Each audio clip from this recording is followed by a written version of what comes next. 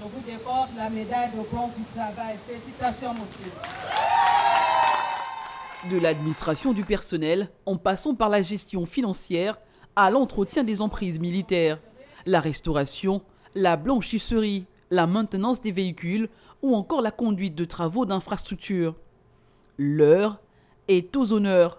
Sur les visages de ces 28 agents, on peut lire de la joie, de la fierté, mais surtout de la reconnaissance. Ils se sont vus récompensés par des médailles de bronze, d'argent et d'or. Recevoir une médaille de travail est toujours un moment symbolique et unique. Parmi ces derniers, Élise est encore sous l'effet de l'émotion.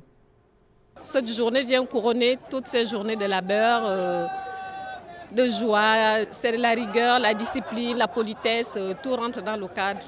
Pour le général François-Xavier Mambin, commandant des éléments français au Gabon, c'est une occasion d'honorer des hommes et des femmes qui ont été et restent des exemples au quotidien. L'objectif est très clairement de rendre hommage au service et à l'engagement de notre personnel civil, de recrutement local, comme on dit, aux éléments français au Gabon, et qui représente 40% de la masse salariale, 40% des effectifs des éléments français au Gabon. De personnes courageuses, engagées, impliquées, disponibles, et qui ont à cœur l'esprit de service, de pouvoir au moins soutenir au mieux les forces françaises qui sont stationnées ici. Pour rappel, les éléments français au Gabon ont remplacé les forces françaises au Gabon en 2014.